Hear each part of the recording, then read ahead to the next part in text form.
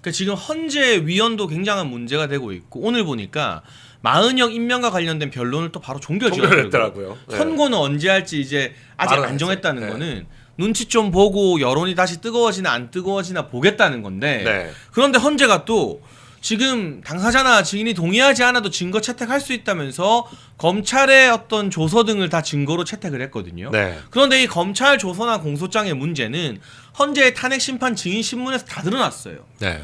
이진우 전 수방사령관이나 이런 사람들이 검찰 공소장에 문제 많다. 내 기억과 다르다라고 그게 다 틀렸다고 말을 했잖아요. 네. 근데 이걸 일방적으로 증거로 채택하고 박근혜 전 대통령 심판 선례를 따르겠다라고 했는데 이게 결국 그때처럼 졸속이고 편향적인 재판을 하겠다라는 헌재의 태도로 보이는데 여기에 대해서 우리가 계속 어떻게 대응을 해나가야 될까요? 이게 지금 그 박근혜 대통령 때와 가장 큰 차이는 뭐냐면 박근혜 대통령 때는 검찰 조서를 증거 능력을 인정을 해줬거든요. 당사자가 뭐 부동의 하던 말던 증거 능력을 인정을 해줬는데 2020년, 21년 검경 수사권 조정을 하는 과정에서 바뀌었죠 법이. 네, 네. 검찰의 신문 조서, 검찰의 조서도 이 당사자가 부동의하면 증거 능력이 없어서 네. 법정에 증언으로 나와야 돼요. 그렇죠. 근데 지금 이미 그 검찰 조서에 나와 있는 사람들이 법정에 나와서 증언을 했어요. 네. 그러면 그 증언이 이 조서하고 배치되면 이 조서는 아예 볼 필요도 없는 겁니다. 그러면 증언이 우선시돼야 된다는 거죠. 무조건 법정 네. 증언이 가장 증명력 있고 증거 능력 있는 증거거든요. 네. 근데 법정에 나와가지고 그때 얘기했던 게 아니라고 하면 그건 그냥 아닌 거거든요. 그럼 이건 이 증거 자체를 빼야 돼요. 형사사건에서는 다 그렇게 합니다. 네. 형사사건에선 당사자가 인정하지 않은 증거들 그리고 증인이 나와가지고 자기가 자기 자의로 진술한 것이 아니다라고 하는 증거들은 아예 판사가 보지를 않습니다. 증거 자체에서 빼버려가지고. 네, 네. 근데 지금 헌재는 뭐 변호인 참여하에 만든 거고 하기 때문에 그걸 증거로 채택하겠다 이러고 있는데 이거 자체가 형사소송법에 위배되는 거예요. 그 탄핵 심판 자체가 형사소송법을 준용하도록 돼 있어서 형사소송법상의 증거 법칙을 따라야 되는데 그걸 완전히 지금 부인하고 지금 이걸 진행하고 있는데 이 헌재의 이런 만행을 이걸 어떻게 해야 될지 모르겠습니다. 이게 사실 법원에서는 1심에서 이런 일이 벌어져도 항소해서 2심 가고 대법원 가면 결국 이게 다 바로 잡히거든요. 위법 증거들 효력을 인정 못 받게 되고 바뀌니까요. 네, 그리고 법에 따르지 않은 것들은 대법원 가면 결국 바뀌어요. 네. 근데 그게 가능한 건 이제 대법원은 이제 1심에서는 뭐 사회 분위기나 어떤 민심이나 뭐 이런 것 때문에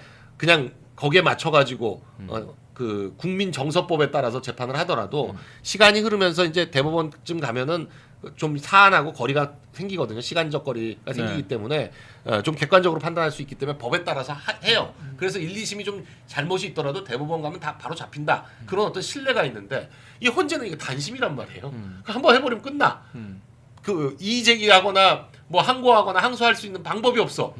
이게 지금 문제입니다. 근데 결국 그래서 우리가 결코 마음을 놓거나 방심하면 안 된다라는 네. 이야기인 것 같아요. 지금 분위기가 많이 달라졌고 네. 특히 지난주에 5차, 6차 변론 기일을 통해서 일부 헌재 재판관들이 노골적으로 당황한 네. 그러니까 문영배 같은 경우는 이진우 수방사령관 진술할 때 거의 표정이 완전히 일그러지더라고요. 네. 왜냐하면 자기 생각과 다른 대통령 진술에 준하는 증인들의 답변이 나오니까. 그래서 분위기가 많이 바뀌고 대통령 변호인단도 판이 바뀌었다는 평가를 하고 있지만 그래도 여전히 방심하면 안 되고 우리가 눈을 부릅뜨고 지금의 부산, 대구에서 올라온 뜨거운 여론으로 헌재를 계속해서 압박해 나가야 된다. 그리고 네. 국민의힘이라는 어쨌든 미우나 고우나 기성 정치 세력이 헌재를 계속 압박하도록 우리가 그 뒤에서 채찍질을 많이 지치지 않게 해야 되는 국면인 것 같아요. 네. 결국에는. 네. 그리고 혹시라도 이제 헌재에서 마은혁 오늘 결론 종결을 했기 때문에 선고를 하겠다고 하더라도 선고를 한다고 하더라도 최상목 권한대행이 임명하면 안 되죠. 임명하면 안 되도록 해야 됩니다. 임명하면 뭐 절대 안 되는 거고 임명을 3월 말까지만 미루면 되거든요. 지금 이제 보니까 선고는 한 2월 말쯤 하려고 할 것 같은데 네. 그때 하더라도 이렇게 저렇게 해서 한 달만 끌면 사실은 그렇게까지 변론이 진행된 다음에 재판관으로 임명된다고 하더라도 이 앞에 한 재판들을 다 따라잡을 수가 없어서 그럼요. 표결에 참여하는 것도 문제가 네, 되죠. 그 여러 가지 문제들이 발생하기 때문에 변론 갱신하는 절차나 뭐 방법에 대해서도 논란이 있을 수 있고 하기 때문에 너무 늦게 들어오면 못 들어오거든요. 네. 그러니까 하여간 최대한 미뤄야 되는 거죠. 그리고 우리가 지금 뭐 4월 19일까지 미룰 수 있을지는 모르겠지만 지금 분위기로는 뭐 언론은 자꾸 뭐 막바지 뭐 이런 식의 표현을 써가면서 뭐 3월 선고 이런 이야기 네, 나오죠. 얘기를 막. 하는데 네. 사실은 지금 중반전도 안 펼쳐졌어요. 지금 국회 쪽에서 바라는 증인들을 이제 거의 대부분 신문하긴 했지만 윤 대통령이 바라는 증인들, 윤 대통령이 신청한 증인들 대부분 기각했거든요. 그걸 다시 상고해서 네. 윤 대통령 측 증인들이 채택되게끔 채택되도록 하는 나와야 돼요. 네, 환경을 만들어야죠. 그렇기 만들어야 돼요. 위해서라도 지금 진행 중인 국가인권위원회 회의가 전 중요하다고 생각합니다. 네. 다시 돌아가면 오늘 인권위원회에서 대통령에 대한 인권과 방어권을 보장하라는 결의안이 나오면 헌재에서 그동안 일방적으로 기각했던 윤석열 대통령 측 증인들을 채택할 수 있는 명분과 네. 근거가 마련되는 것이고, 그리고 이 이야기로 가보죠. 두 번째가 구속 취소 결정 심판을 해야 되는 중앙지법에도 이 인권위의 결의안이 상당한 명분이 될 수 있는 거잖아요. 이제 내일이면 윤석열 대통령에 대한 구속 취소 심판이 나올 거라는 전망이 우세한데 어떻게 보세요? 이 구속 취소가 될까요, 과연? 이 지금 지기현 판사 네. 지금 내란 사건을 맡고 있는 그 재판부에서 이 구속 취소를 판단을 하는데 그렇죠. 지금 구속 취소를 만일에 기각을 하면 그럼 이제 그 대통령 측에서는 보석 청구를 하겠다는 그렇겠죠. 건데 순차적으로. 네. 사실 이제 보석 청구라는 거는 그야말로 재량이지만 이 구속 취소는 법리적으로 따져서 지금 이유가 명백한 게 있어요. 그 구속 기간이 도가됐는데 검찰이 하루 더 붙들고 있다가 기소했다.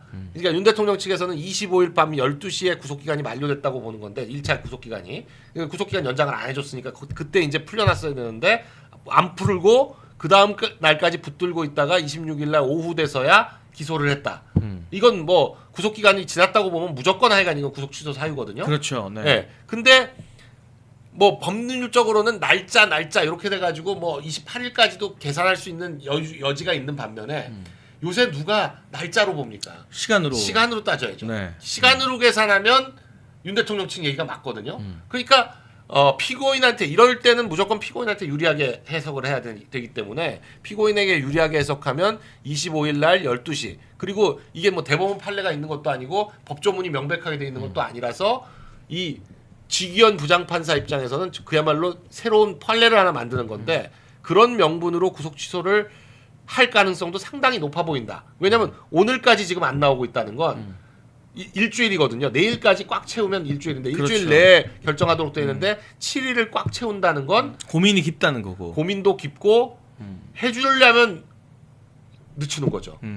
왜냐하면 최대한 그래도 구속을 한 상태로 구속 기간이 가야지. 오히려 만약에 이 신청을 기각하고 구속을 그냥 계속 시킬 거면 일찍 결론을 기각했죠. 빨리 그냥 내버리는 빨리 게 내서 그냥 기각하는 네. 건 뭐 이유 달고 뭐 할 거 없거든요. 그렇죠. 네. 이유가 없다라고 하고 그냥 구속 취소 그 기각을 하면 되는데 구속 취소를 인용하려면 상당히 많은 내용의 설명이 필요하고 그러니까 뭔가 지금 네. 구속 취소의 사유나 이런 것들을 만들기 위해서 지금 법리적인 근거를 찾기 위해서 이 시간이 길어지는 걸 수도 있다라는 네, 법조인으로서의 또 분석인 이게 거죠. 한 가지 네. 그 약간 희망적인 거는 서부지법은 우리가 보면 완전히 한통 속이었잖아요. 네. 처음에 영장을 발부한 이순영 체포영장을 발부한 이수정도 그렇고 연장한 신한미도 그렇고 그 구속영장을 발부한 차은경까지 그렇죠. 서부지법이 완전히 한통 속이구나 그런 느낌을 받았었는데 거기 법원장 정계선이 헌법재판관 가고 그리고 부장판사 거기 마은혁이 부장판사 마은혁이 거기 부르고 있잖아요. 있다는 거잖아요. 거기가 네. 원래 그렇게 그 자기들끼리 모인다는 거거든요. 음. 완전히 지금 서울 전체 5개 법원 중에서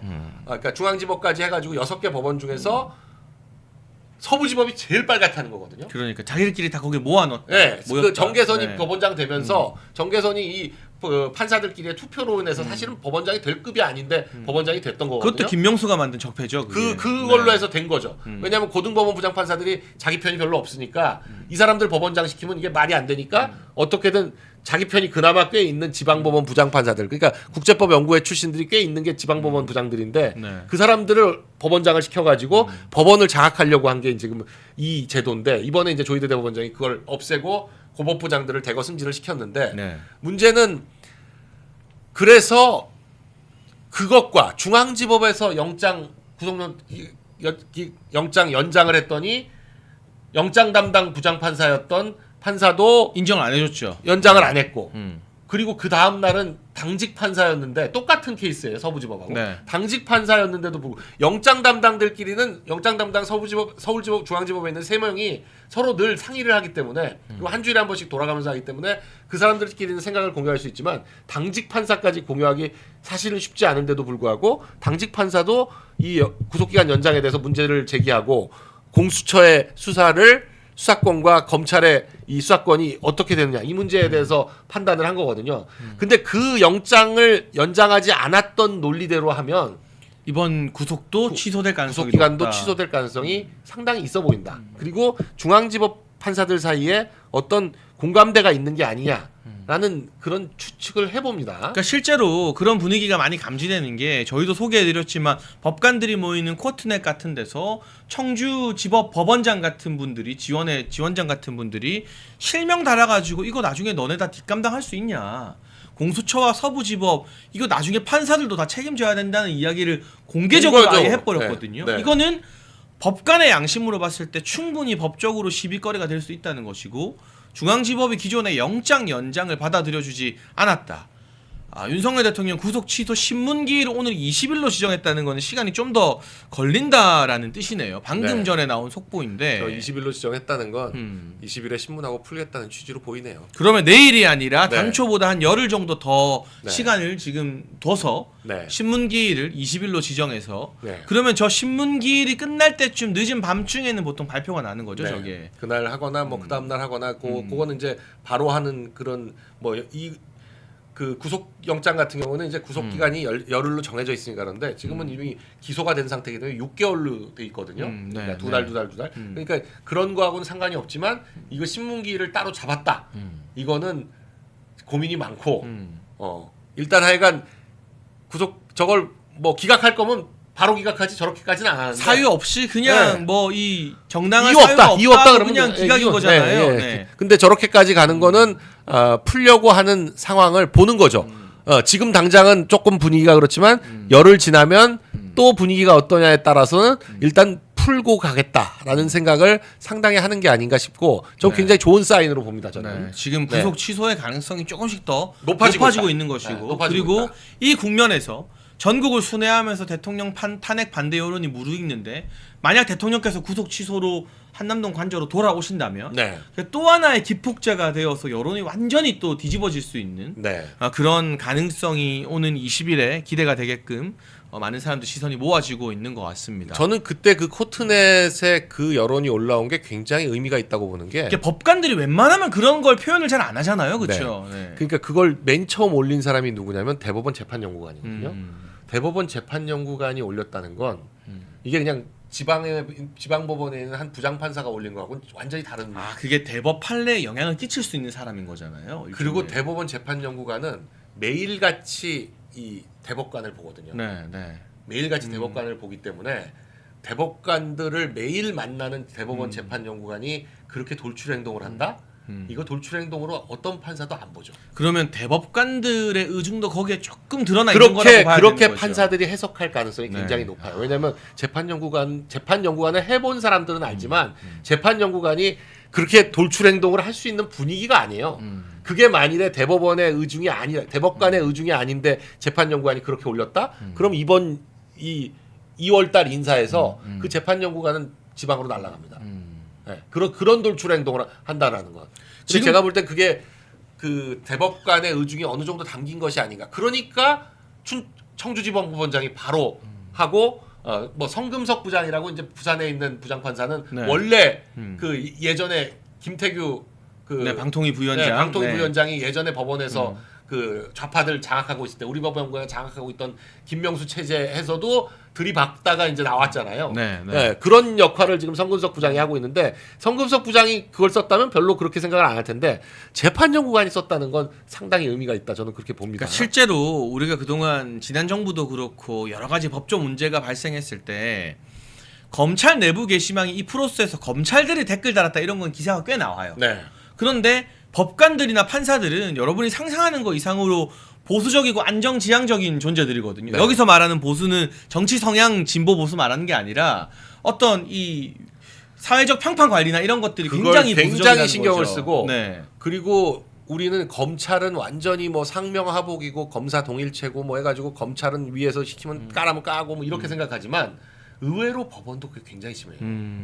굉장히 그게 심합니다. 제가 아는 제 느낌으로는 검찰보다도 법원이 오히려 더 심한 느낌을 항상 받아왔거든요. 네. 근데 이제 이 김명수 체제하에서 좀 그게 뒤집어지고 양승태 대법원장이 막 구속 기소가 되고 뭐 이 대법관들이 몇 명 같이 기소되고 이러면서 법원이 그게 소위 말하는 법원의 하이어라키가 깨진 게 아니냐 이런 느낌을 받았었는데 아니나 다를까 5년 6개월의 1심을 거치면서 47개 혐의로 기소가 됐던 양승태 대법원장이 다 무죄되니까 47개 혐의야. 그게 한동훈식 그냥 그 아무거나 그물만 던지기예요. 아무거나 하나만 걸려라. 네. 아무거나 하나만 유죄가 나도 나머지 다 무죄 나도 하나만 유죄 나면 된다. 근데 그걸 싹 다 무죄를 시켰거든요. 그걸 보면서 야 법원이라는 데가 정말 대단하구나라는 느낌을 받았었는데 근데 지금도 저는 오히려 약간 어떤 생각을 하냐면 지금이 대한민국에서 지금 모든 국민들이 그렇게 생각하실 텐데 아 대한민국의 판사가 이렇게 막강한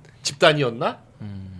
지금 보면 대통령과 야당 대표 제1야당 사실상 대통령보다도 더 센 권력을 행사하는 제1야당 대표를 양쪽에 손에 쥐고 이게 한 명의 판사라면 양쪽에 손에 쥐고 목숨줄을 그야말로 자기들이 결정하는 거 아니에요. 근데 이제 그런 생각도 네. 많이 드는 것 같아요. 그래서 오늘 뭐 방금 전에 나온 기분 나쁜 소식인데 김남국이 코인 99억 이거 재산 신고 은폐하려 했다는 의혹에 대해서 무죄가 나왔거든요. 네. 1심에서. 이런 걸 보면 판사와 법원에 대한 정상적인 견제 장치도 필요하다. 네. 그러니까 지금 그 얼마 전에 법원을 퇴임한 고위법관이 이런 글을 남겼더라고요. 지난주였던 것 같은데 법원이 과연 신뢰를 받았다면 서부지법 사태 같은 게 일어났겠느냐. 그렇죠. 지금 우리 국민들이 법원을 불신하고 어떤 말도 나오느냐. 좌파 무죄 우파 유죄 이런 말이 나와요. 네. 이런 국면에서 이 판사 한 명 한 명에게 지나치게 너무 많은 판단이 가는데 대비해서 법관들과 판사에 대한 이 민주적인 견제 장치도 필요하다라는 생각을 가지는 국민들이 이제 점점 더 늘어나지 늘어나고 있는 않을까 거죠. 싶습니다. 네. 그러니까 이 법원이 참 지금 뭐 막강한데 그 조희대 대법원장이 잘 해줘야 된다. 중심을 잡고 네. 특히 김명수가 만들어 놓은 이상한 법관들의 체계를 흔드는 적폐들을 다시 다 청산하는 막중한 임무가 조희대 대법원장에게 네. 있다는 것 같고요. 지금 방금 막 인권위에서 온 속보인데요. 야당 인권위원이 올렸던 윤석열 대통령의 계엄 선포를 조사하자는 안은 기각이 되었다고 합니다. 네. 그러니까 야당 안은 지금 기각이 되었고 아마 김용원 인권위원이 발의한 대통령의 방어권 인권 보장 결의안 같은 경우는 곧 통과가 될 것 같은데 아마 내부에서 야당 인권위원들이 반발하거나 표결을 방해하는 형식으로 지금 시간을 좀 끌고 있는 게 아닌가 우려가 되는데 네. 이게 오늘 통과가 되고 결의안이 선포되면 헌법재판소와 구속 취소 여부를 담당하는 중앙지법재판부에도 상당한 영향을 끼치게 될 것이다라는 정리를 좀 해드리고요. 마지막으로 요 이야기 한 번만 좀 다시 물어볼게요. 김남국 무죄가 나왔어요. 저는 김남국한테 지금 민사소송에 시달리고 있고 네. 1심에서 제가 3천만 원을 배상하라는 말도 안 되는 판결이 나와서 항소를 해놨는데 네. 이 김남국이 99억 가량의 100억 가량의 코인을 국회의원 재산 신고할 때는 코인으로 싹 바꿨다가 재산 신고 기간 끝나면 다시 현금으로 돌려가지고 갖고 놀고 투자하고 했던 이런 노골적인 재산 신고 회피 행위에 대해서도 무죄가 나온 이 판결 좀 어떻게 생각하셔요? 이게 말이 되는 판결입니까? 이게? 그러니까 말이에요. 참. 근데 이게 또 역시 또 서부지법이라서 네. 이건 남부지법. 아 이건 남부지법인가요? 예. 아 그 참 근데 이게 그 김남국 수사를 굉장히 오래 했는데도 불구하고 뭔가 딱 걸게 결정적인 게 안 나왔다. 안 나왔죠. 이게 그 공직자윤리법으로 지금 한 건데 공직자윤리법이라는 게 사실 이 공직자들이 공직자윤리법에 대해서 좀 답답하게 생각하는 경향들이 있어요. 그러니까 이게 지금 그 더군다나 코인 같은 경우에는 당시에 신고 대상도 아니었기 때문에 그걸 과연 이제 어떻게 보느냐 뭐 이렇게 해가지고 이제 무죄를 한 것 같긴 한데 그러니까 1심에서 이런 판결이 나온다 참 답답하죠. 네. 네, 그럼 이제 이런 식이면 재산 수억 수십억 가진 사람들이 재산 신고 기간에만 재산 싹 은닉했다가 재산 신고 끝나면 다시 환전하면 이게 다 면죄부가 된다는 식의 판결이기 때문에 코인이 아니었으면은 아마 유죄가 났을 텐데 코인에 대해서 과연 이게 신고 의무가 없는 건데 맞냐 아니냐 이걸 가지고 고민을 했겠죠 판사가. 아무튼 최근의 판결 기조를 보면 네. 좌파 무죄, 우파 유죄. 그건 네. 최근뿐만이 아니라 상당히가 됐습니다. 오래된 건가요? 오래된 거죠. 네, 오래됐죠 뭐. 아니 그래서 홍준표 네. 대구시장도 자기 재판할 때는 네. 우리법 연구회 출신 변호사 쓰고 네. 그런다면서요. 네. 저도 그래요. 저도. 우리법 연구회를 안 쓰면 뭐 이게 재판에서 뭐 도저히 불리해가지고 뭐. 저도 그래요. 왜냐면 호남 출신 판사가 재판을 하면 네. 우리법연구회 쪽이거나 아니면 뭐 LKB 뭐 이런 데를 하면 확실히 달라져요. 네. 아니, 달라진다기보다는 차별받는다는 느낌은 안 받거든요.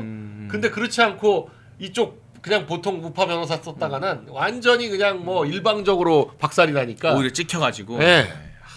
이게 좌파 무죄도 맞고 우파가 차별받는 것도 확실히 있다. 특히 사법부가 그게 심하다. 왜냐면 그 제가 느끼면은 이게 이제 우리법연구회라는 조직이 네. 원래 1988년에 처음 만들어질 때는 이 10명이 시작했는데 그냥 호남 출신 판사와 변호사들이 같이 만든 모임이에요. 근데 거기에 이제 시간이 흐르면서 운동권 출신들이 와서 합류하면서 네. 이게 조직화가 된 거군요. 이게 커졌죠. 네. 그리고 그래봤자 100명 수준이었는데 이름 바꿔달면서 국제인권법으로 이름을 싹 바꾸면서 우리라 그럴 때는 약간 좌파 색채가 진한데 네. 국제인권 그러니까 뭔가 공부할 만한 좌파처럼 안 조직 보이잖아요 같고. 전혀. 네. 근데 사실 실체는 전혀 없죠. 국제하고 인권을 붙여가지고 뭘 할 게 있어요. 그럼 유엔법 할 거예요? 뭐 할 거예요? 우리 법은 진짜 말도 안 되는 거고. 네. 이거 대한민국 법은 다 우리 법이지 그러면 뭐 북한법을 연구하는 거예요? 뭐예요? 근데 그러니까 이게 말이 안 되는 건데. 전체 판사의 한 3에서 5%인데 지금 이 사람들이 헌재의 거의 절반을 차지하고. 뭐. 국제인권법 연구회로 가면서는 조금 숫자가 늘어가지고 전체 숫자를 400명 정도로 보는데 아, 그래요? 예, 네. 그러니까 판사가 지금 한 3,500명 되니까 10% 정도. 10%가 조금 안 네. 되는 거죠. 그러니까 3% 5%는 우리법 연구회 시절이었고 국제인권법으로 가면서 좀 늘었습니다. 늘긴 근데 했는데 이게 정말 민주당하고 색채가 비슷한 게 민주당도 왜 좌파 아니면 그러니까 빵제비 아니면 호남이다 저는 그렇죠. 그렇게 얘기하는데 네. 그러니까 운동권 아니면 호남이잖아요. 주류가 이 우리법연구회 국제인권법연구회도 호남 출신 아니면 운동권. 운동권. 네. 네. 그렇지 않은 사람들은 여기 이름은 걸어놨는데 열심히 안 한다. 뭐 이런 얘기를 듣는 거예요. 그래서 이게 이 사법부의 하나의 출세 보증 수표가 되다 보니까 아니 지금 어떻게 그렇게 돼버린 거죠? 사실은 그렇지 않았는데 그렇게 돼버린. 특히 문재인 네. 김명수 때 이런 현상들이 가속화가 된 거죠. 대법관이 몇 명이 나왔냐면 재법관이 한 4명 나오고 헌재재판관이 지금 뭐 4명 가까이 나오고. 네. 그러니까 정말 윤석열 대통령이 복귀하시면 이 네. 법조계의 하나회라고 불리는 국제인권법 연구회 전한기 선생님이 용어를 기가 막히게 만들었어요. 법조계의 하나회다. 법조계 하나에다가 지금 이 헌재에 있는 우리법연구회 출신들은 을사오적이다. 올해가 또 을사년이에요. 딱 또 맞아 떨어지네요. 네. 그러니까 4명에다가 오동훈까지 합쳐가지고 을사오적 이렇게 하는지. 네. 그 부분에 대한 대책 마련도 돌아올 윤석열 대통령에게 필요한 숙제인 것 같고요. 지금 네. 또 일부분들이 댓글로 대통령님 구속 취소 신문기일이 20일로 잡혔는데 이거 괜찮은 거냐라고 질문을 주고 계신데 이거 아까 변호사님이 설명해 주신 것처럼 네. 이게 오히려 그냥 기각할 거면 벌써 굉장히 기각했어요. 빨리 할 건데 네. 이게 나름대로 재판부에서 고민을 하고 구속 취소 사유가 상당하기 때문에 어떻게 보면 네. 신문기일이 늦게 잡힌 거 아니냐라는 해석을 해주셨다는 말씀을 드리겠습니다. 면역력이 왜 중요한지 말 안 해도 다들 아시죠? 저는 몇 년째 환신을 꾸준히 먹고 있는데 면역력만큼은 걱정 안 합니다. 요즘 같은 시대 튼튼한 면역력에 건강까지 쑥쑥 지금부터라도 환신 꼭 챙겨 드세요. 드셔본 분들만 그 진가를 느낄 수 있다니까요. 면역력이 왜 중요한지 말 안 해도 다들 아시죠? 저는 몇 년째 환신을 꾸준히 먹고 있는데 면역력만큼은 걱정 안 합니다. 요즘 같은 시대 튼튼한 면역력에 건강까지 쑥쑥 지금부터라도 환신 꼭 챙겨 드세요.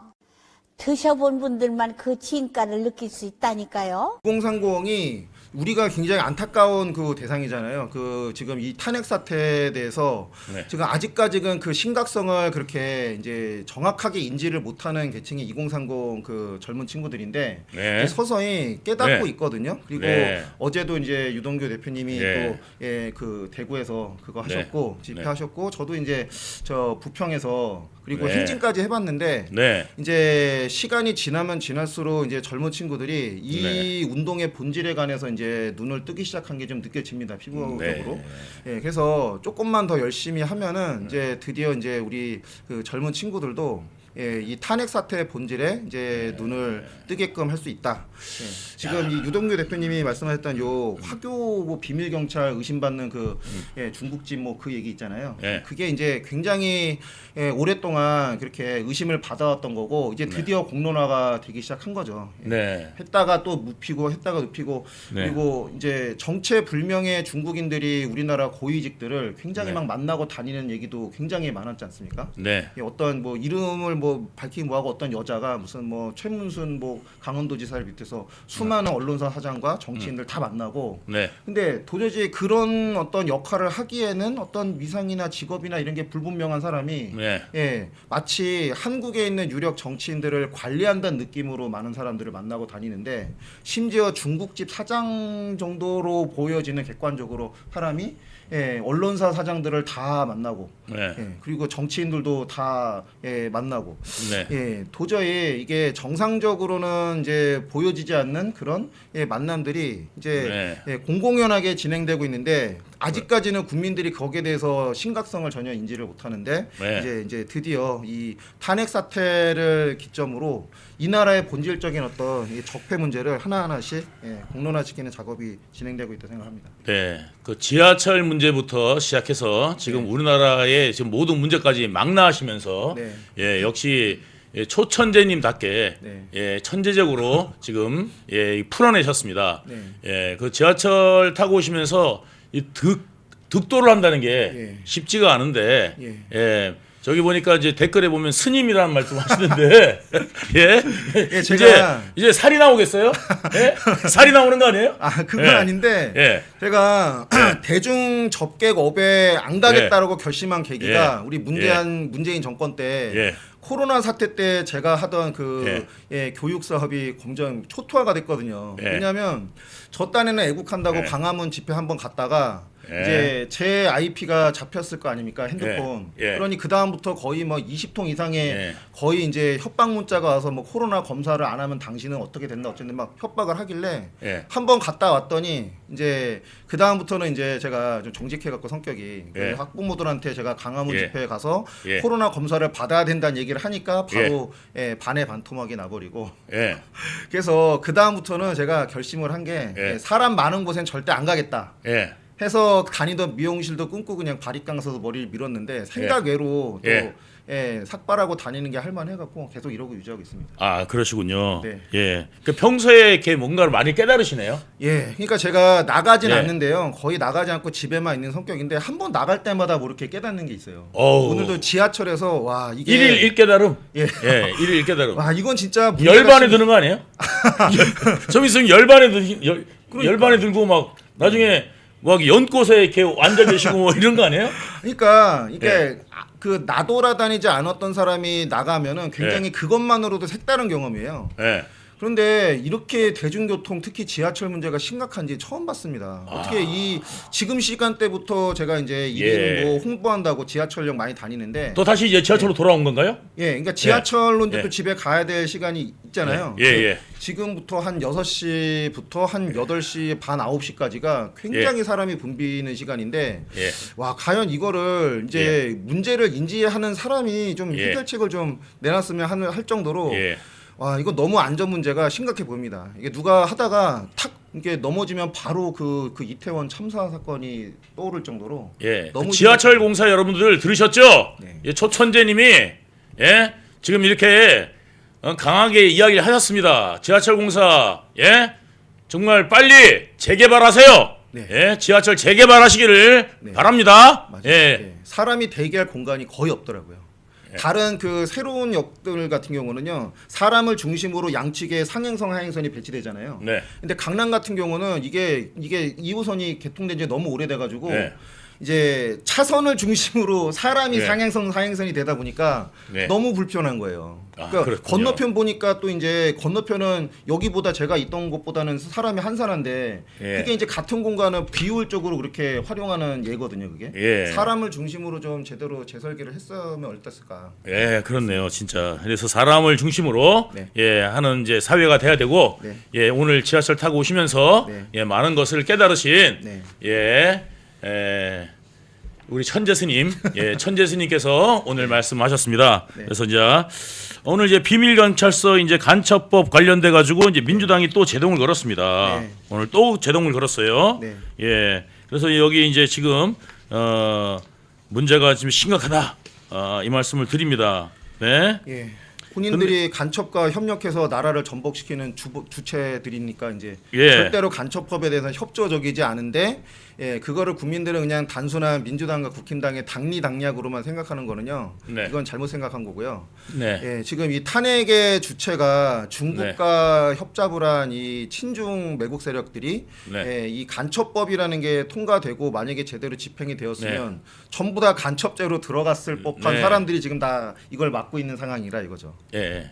그래서 이 별명 하나 제가 지어드렸습니다. 지니 스님으로. 예. 지니. 예. 지니 스님. 예. 예, 감사합니다. 예. 지니 스님. 별명 예. 부자. 예. 지니 스님. 예. 늘 이제 우리 지니어스 지니 스님. 네. 예. 자, 여기 지금 윤 대통령님 이 구속 취소 네, 청구를 했어요. 네, 구속 취소 청구를 했는데 네, 이게 이제 뭐냐면 사실 문제가요. 네. 이게 어디에 있냐면 여러분 제가 법대를 나왔잖아요. 아 예. 저 법 공부한 거 모르신가요? 아 우리 그 음악 하셨다는 거. 아 음악은 했는데 예. 저도 이제 음악하고 그 다음에 이제 그러니까 음악 석사. 네. 그 다음에 이제 학사는 뭐냐면은 공학 아, 석사예요. 아, 공학 예. 석사고 네. 예 그리고 난 다음에 이제 유학길에 올라가지고 네. 예 서울구치소 네. 예 법학과를 갔다가 아, 예. 서울구치소 법학과를 왔어요. 네. 그래서 제가 이제 어느 정도 이제 법을 좀 아는데 실전적인 법을. 예 실전적인 법을 알죠. 구속 취소 청구는 웬만하면 안 합니다. 아, 할 수가 없어요. 네, 왜? 구속 취소를 요구하면은 네, 그동안 기소했던 모든 내용들이 네, 다 잘못됐다는 거를 네, 판사님이 인정해 줘야 되는 거거든요. 네, 그러니까 웬만한 강심장 판사 아니면 네. 못 합니다. 네, 이게 그러니까 구속 취소 사유가 돼. 네. 아 이거 정말 이거 구속 잘못했는데? 네. 라고 판사님이 판단하더라도 네. 막상 구속 취소 이거를 하면 모든 책임을 또 네. 이 판사님이 져야 되기 때문에 네. 이 구속 취소라는 게 판사로서 절대 하기 어려운 거라는 거를 네, 여기 검사 출신이었고 게다가 평생 동안 법 공부하셨는데 모르겠어요? 그렇죠. 제일 나가기 쉬운 거는 뭐냐면 보석 청구입니다. 네. 판사님도 부담이 없어. 네. 보석 청구하면 네. 그래 뭐 증거 인멸할 염려 없고 네. 예 앞으로 의리 없다 네. 싶으면은 이제 보석 청구를 받아들일 수 있습니다. 네. 그런데 보석 청구를 하지 않고 구속 취소를 요구했다. 네. 이거는 뭐냐면 대통령이 네. 그 다음에 변호사들이 네. 우리는 내가 대통령이 나가는 게 목적이 아니라 네. 바깥으로 나가는 게 목적이 아니라 원천적으로 잘못된 것을 네. 인정하지 않겠다. 네. 예. 그거거든요. 예. 여러분들이 이거 정확하게 잘 하셔야 됩니다.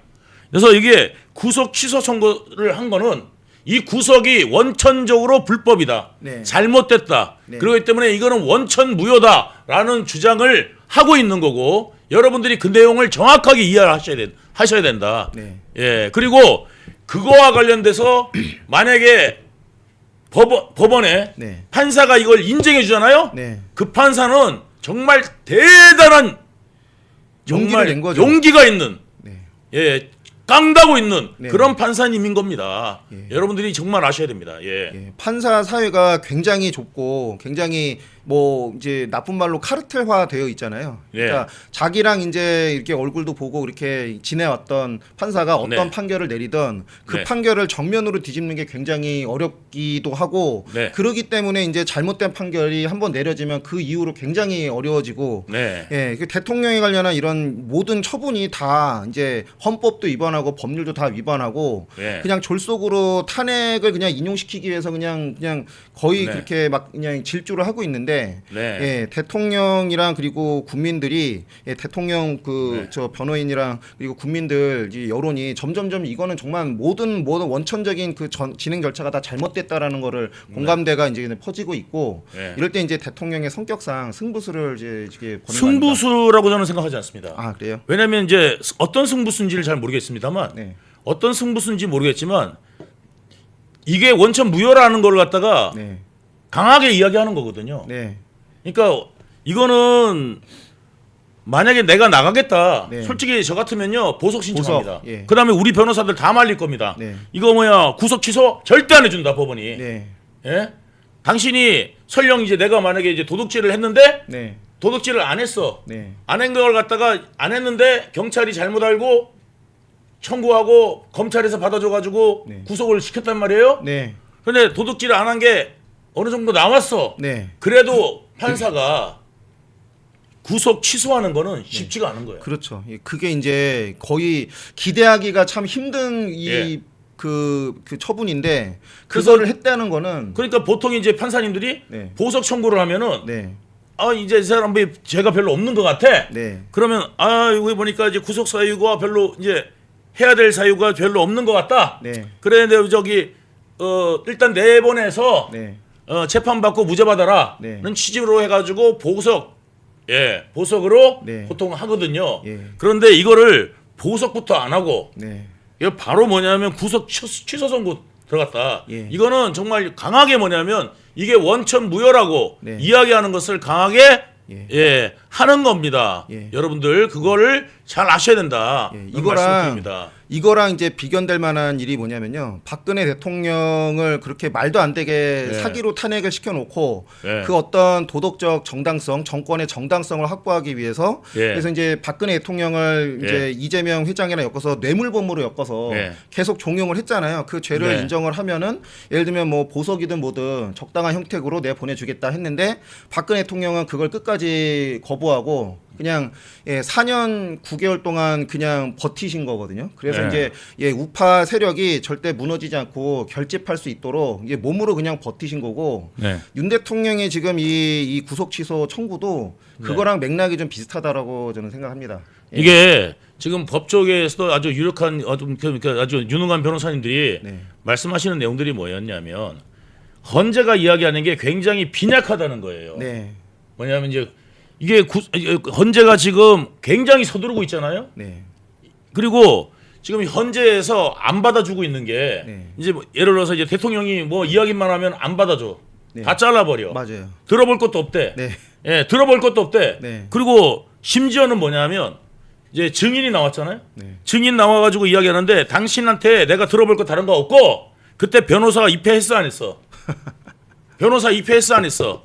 나는 그것밖에 관심이 없어. 네. 다른 건 당신이 뭘 말해든 나는 관심이 없어. 라고 이야기한 게 뭐냐면 행배입니다. 행배. 아 문영배. 문영배가 행배가 그렇게 얘기를 했어요. 이거는 명백히 무슨 말이냐면은 나는 이 사람이 증언을 해가지고 사실관계를 밝혀야 되는 게 재판 아니겠어요? 네. 사실관계는 나 필요 없어. 나는 답을 정해놨다. 이야기하고 똑같은 거예요. 맞아요. 예, 그냥 나는 답을 정해놨으니까 법리적으로 변호사 입회했어 안 했어? 변호사 왔었지? 네. 그러면 법적으로 문제 없네? 됐어 끝. 이거를 하겠다는 거예요. 그렇죠. 형식 열차만 그냥 딱 그냥 진행해서 예. 내부적으로 내린 결론을 그냥 밀고 나가겠다. 그렇죠. 그러니까 그거를 정확하게 보여주는 딱 그 언행이 뭐였냐면 나 그거 관심이 없다. 이걸 이야기했단 말이죠. 네. 그거는 다시 말해서 뭐냐면 아까도 다시 한번 말씀드리지만 사실관계에 대한 것. 그다음에 이 대통령이 왜 계엄령을 내렸고 이 계엄령이 적법한지 안 적법한지는 관심이 없다는 이야기 아니겠습니까? 그렇죠. 예. 그리고 그러면서 또 뭔 이유를 댔냐면 빨리 재판해야 된다는 이유로 네. 이유를 뭐가 됐냐면 국정 공백이 있으면 안 된다. 네. 그거를 이유로 들잖아요. 예. 예, 국정 공백이 있으니까 안 돼. 근데 요번에 근데 이 헌법재판관들이요 2022년에 네. 그러니까 2022 2022년입니다. 네. 2022년에 법이 바뀐 걸 모르는 거예요. 1월 1일부로 법이 바뀌었습니다. 예, 어떤 뭐냐면은 네. 이제 조서를 쓰잖아요. 네. 조서를 아무리 썼어도 내가 법정에서 네. 부인하면 그 조서는 효력이 없어요. 맞아요. 예, 그게 이제 예전에는 조서를 쓴 게 네. 이게 판사한테 가져와서 판사가 그 조서를 보고 네. 판단을 했었는데 지금은 뭐냐하면 공판 중심주의로 바뀌었습니다. 네. 그래서 공판 중심주의로 바뀌면서 어떻게 되냐면은 나 검찰에서 말한 거 나 거짓말이에요. 해도 이제는 어쩔 수가 없어. 그렇죠. 그리고 난 다음에 나 재판정에서 이야기할래. 네. 이 공판 중심주의도 뭐를 하는 거냐? 부정하는 거예요 스스로가 헌재가. 예, 부정한 겁니다. 그러니까 법이 바뀌어가지고 공판 중심주의로 갔기 때문에 이 공판에서 이 증언이 네. 굉장히 중요한데도 불구하고 예. 이 나 증언 안 봐. 너 조서 썼지? 나 조서만 보면 되니까 너 오지 마. 이게 불법입니다, 불법. 예, 지금은 불법이고 그런 식의 이제 법을 개정한 이유가 이제 사실은 좌파 애들한테 좀 유리하게 이거를 왜냐면 죄인들이 네. 이제 이렇게 나중에 재판장 갖고 말 증언 뭐 번복을 하더라도 네. 그러니까 이제 그 아직 확정되지 않은 이 그 혐의자들한테 이제 유리하도록 그렇게 한 네. 건데 이제 그거를 무시하고 그냥 과거처럼 예. 그러면 이제 그 위법하게 조서를 받은 것도 그냥 인정하겠다는 얘기거든요. 네. 그러니까 정말 아주 극단적인 상상을 하자면 예를 들면 네. 마동석 같은 정말 네. 이런 형사가 진실의 방으로 끌고 들어가고 예. 두드러 팬 다음에 예. 어거지로 증언 끌어내고 예. 지장 강제로 찍게 한 다음에 그거 그냥 법원에 제출하면 그거 인정하겠다는 얘기예요. 그거 똑같은 거예요. 예. 그러니까 지금은 뭐냐면 공판 중심주의라서 난 이거 검찰에서 이야기한 거는 제가 검찰이 헷갈리게 얘기하고 내가 좀 횡설수설한 것 같아요. 나 지금 여기서 판사님 앞에서 제대로 얘기하겠습니다. 이거를 들어주겠다는 게 예. 문재인 때 바꾼 법이에요, 이게. 그렇죠. 예. 좌파들이 바꾼 법이에요. 예. 그런데도 불구하고 뭐 행배가 구법으로 하겠다는 거예요. 예. 이 말이 안 되는 지금 짓을 하고 있는 겁니다. 그렇죠. 예? 법이 바뀐 지가 언젠데 예. 공판 중심주의로 가야지 않겠어요? 네. 그러면 대통령을 옛날에 누구하고 지금 비교를 하느냐면 박근혜 대통령하고 비교를 하는 거예요. 네. 박근혜 대통령 때만 하더라도 이 법이 통과가 안 됐었습니다. 네. 근데 박근혜 대통령하고 지금 재판하고 지금은 당연히 다른 거예요. 왜냐하면 그때는 공판 중심주의에서 벗어나서 뭐냐면 사전에 그 공판 조서 있죠. 네. 그러니까 조서를 갖다가 검찰에서 쓴 조서를 갖다가 증거로 인정을 했어요. 네. 근데 지금은 부인을 하면 인정이 안 돼요. 그렇죠. 그렇기 때문에 그때하고 법이 달라진 거를 갖다가 네. 행배가 모른다는 거예요, 지금. 예. 모른다는 겁니까? 그냥 답정 넣으라는 무시하겠다. 거예요. 예, 무시한다는 얘기죠. 무시하겠다는 거 답정 넣으라는 거예요. 예. 예. 그러니까 빨리만 하겠다. 네. 그래서 지금 민주당에서 나온 이야기가 뭐냐면요. 100일 내에 하. 100일 이제 대선 100일 남았다는 얘기가 나오는 거예요. 아이고. 민주당은 여러분들 다 물어보세요. 민주당 가서 100일 남았다 대선까지. 네. 이 소리가 하고 있는 거를 누구하고 같이요?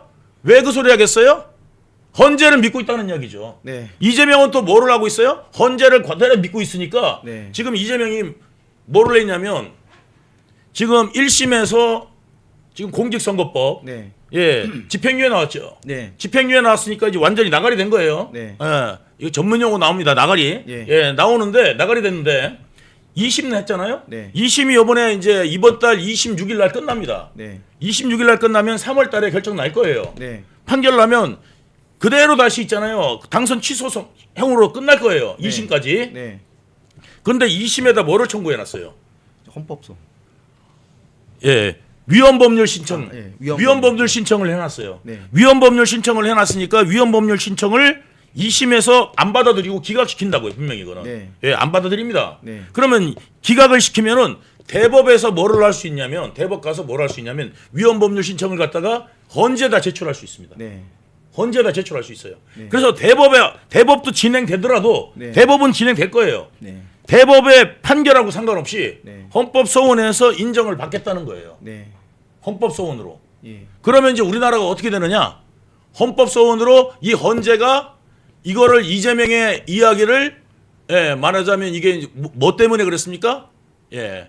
허위사실 공표죄 네. 아닙니까? 네. 허위사실 공표죄가 있는 나라는 대한민국밖에 없어. 웃기는 소리 하지 말라는 거죠. 네. 예?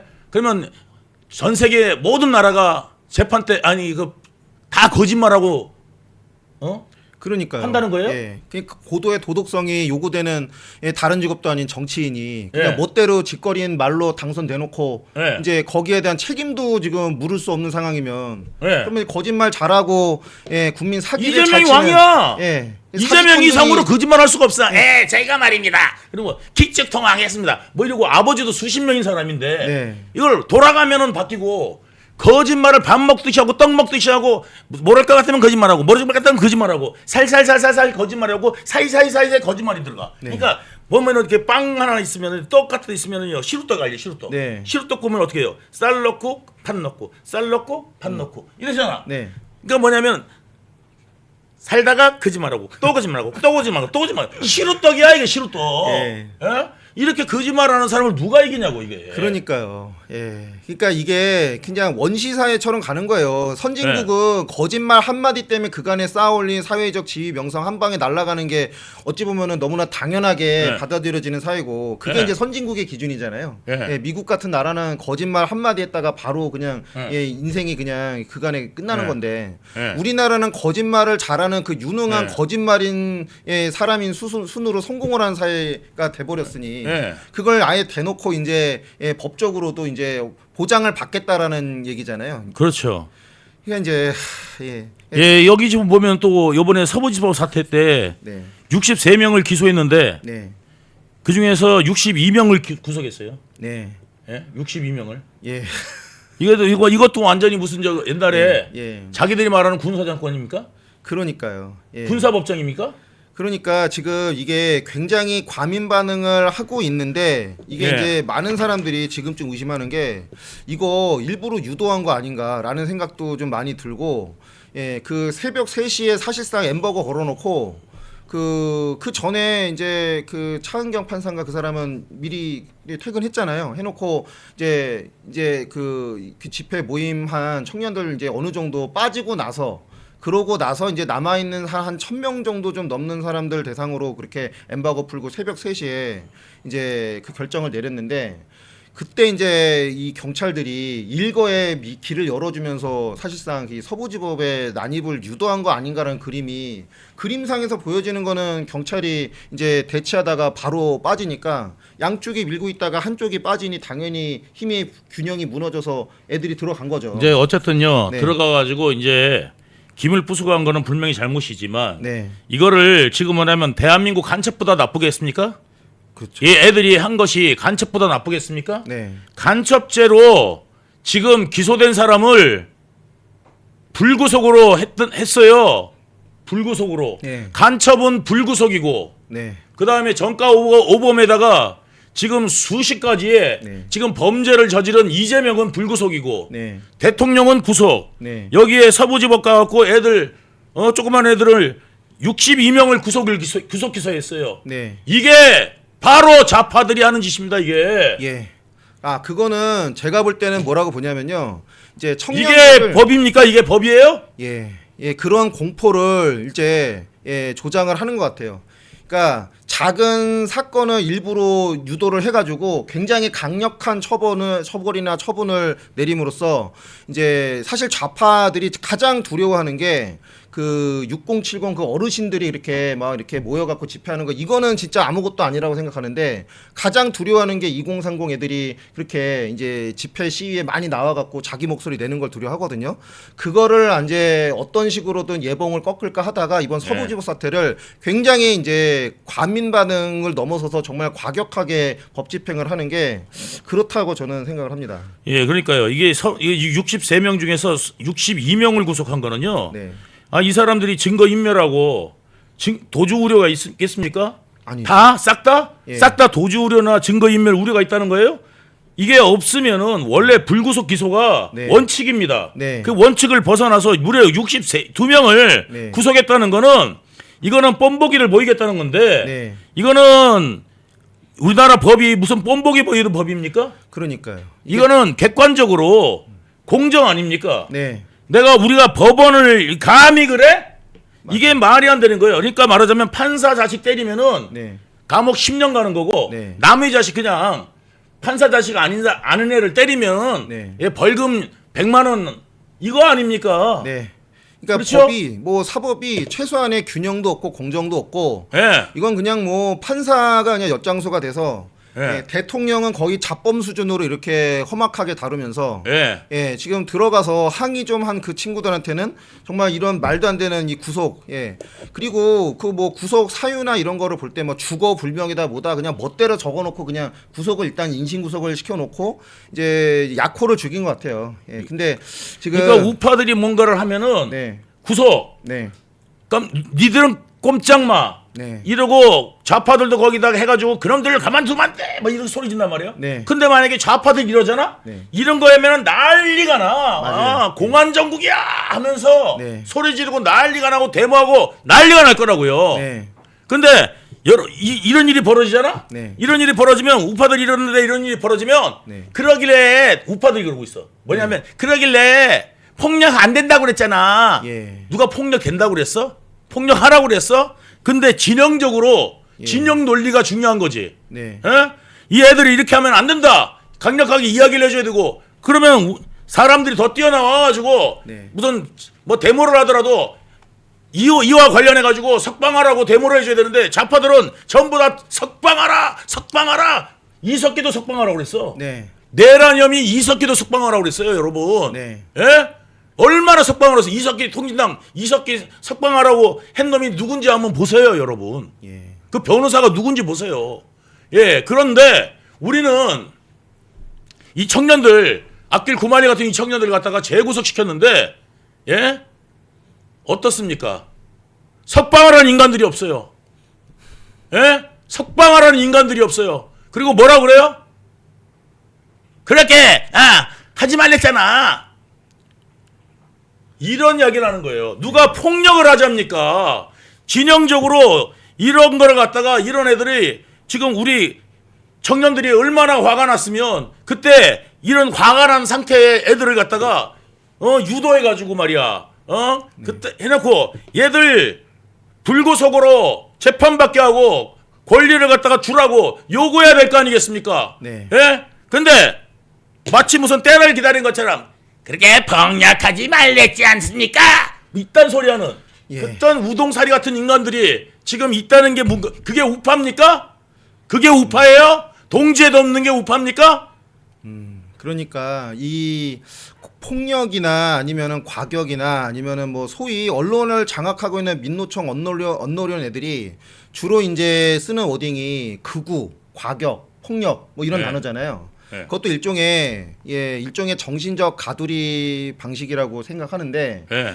이제 지금 서부지법 사태에서 이 좌파가 이 2030 청년들의 이 실질적인 움직임을 굉장히 두려워하고 지금 걔네 무서워한다는 거를 네. 예, 역으로 알 수 있거든요. 네. 그래서 이제 언론으로 그간에 네. 사실상의 이제 그 정신적 가두리를 하기 위한 말하자면 이제 이미지 세뇌 전략으로 네. 뭐 여하간의 모든 행동을 전부 다 극우로 몰이하고 매도를 하는데 도대체 네. 극우니 뭐니 하는 거는 들어갈 때 애당초 예를 들면 뭐 무기나 화기를 들고 나가면 이 정도 수준이어야지 극우고 그게 폭력인 건데 거기에 참여했던 애들은 그냥 맨몸으로 가든가 네. 예 그냥 들어가서 네. 예 유리창 거기 걸쳐거린 거 몇 장 깬 거 이거로 그냥 끝난 애들인데 이렇게 이제 과격하게 이제 워딩이 나오고 하는 거는 이거는 예 역설적으로 이제 2030 청년들의 결집을 정말 두려워하고 걔네들이 네. 공포에 떨고 있다. 지금 이제 그리고 국민들을 호도하고 언론들이요. 네. 기존 언론들이 호도하고 있는 게 뭐냐면 윤 대통령이 한 게 무슨 쿠데타입니까? 그래서 내란입니까? 아니죠. 쿠데타 같은 경우는 내란이에요. 네. 그런데 대통령이 계엄하는 거는 대통령 권한입니다. 맞습니다. 국회의원들이 헌법적으로 가치를 제대로 지켜가지고 탄핵했습니까? 탄핵 남발한 건 오히려 반헌법적으로 내란을 일으킨 거는 정말 탄핵 남발해서 내란 일으킨 게 누굽니까? 그거야말로 내란 아닙니까? 오히려 그렇죠. 국회가 내란이고 그리고 이번에 또 이 탄핵 사태를 만들고 하려고 내란을 조장했다는 네. 지금 의심을 많이 받고 있지 않습니까? 네. 홍장원, 네. 예, 그리고 그 새끼 누구예요? 저기 똥별놈, 광모식이라고. 곽종근이. 예, 곽종근. 예, 광모식이, 예, 예. 곽종근이, 종근이, 어? 종근이 울지 마 이 새끼야. 어디서 다 큰 새끼가 쳐울러? 나 커서 못하려고 이 새끼 그냥. 그렇잖아요. 네. 예? 커서 못하려고 이 새끼가 그냥 스키다시 그냥. 네. 예. 그러니까, 그러니까 예. 이게 엉글뿔기려고 질질 짜고, 맞아요. 그 다음에 그 유튜브 나가고, 네. 예. 그리고 이 홍장원은 네. 아 요거 아주 거짓말이, 네. 예, 다 들통나요 지금. 네. 예. 이런 거 아니겠습니까? 얘들 말 듣고 지금 이걸 갖다 내란이라고 그런 거 네. 있잖아요. 네. 그런데 이거를 밀고 가겠다. 네. 그러니까 지금 문제가 뭐냐면 첫 번째 얘들이 뭐냐면 내란이라고 그랬어. 내란. 네. 내란이니까 탄핵해야 된다. 네. 해가지고 국회가 제출한 거야. 네. 그런데 내란이 빠졌어. 네. 내란을 뺐어. 네. 헌재하고 짜고 했는지 뭐 했는지 내란을 뺐어. 그런데도 헌재는 계속 밀고 가겠다 이거야. 네. 예, 좋아. 그랬는데 이번에는 뭐냐면 대부분의 혐의가 소명되고 있어요. 네. 예, 홍장원하고 지금 오히려 이게 명령받았다. 네. 그렇게 주장했던 놈들이 전부 다 거짓부렁이게 드러나고 있어. 네. 그리고 다른 군인들은 수방사 군인 저기 자령관은 듣지 못했다. 네. 그런 말 들어본 적이 없다. 예, 그냥- 이야기를 하고 있어요. 예. 그런 상태인데 지 부하도 없는 놈한테 네. 대통령이 네. 지원해 주라고. 네. 아니 1차장은 홍장원이 1차장이잖아요. 네. 1차장은 부하가 없어. 네. 예. 거기 오히려 있잖아요. 거기 저기 뭐야 저기 그 정보사애들이 훨씬 더 부하들도 많고 네. 군인들 많을 거 아니야. 네.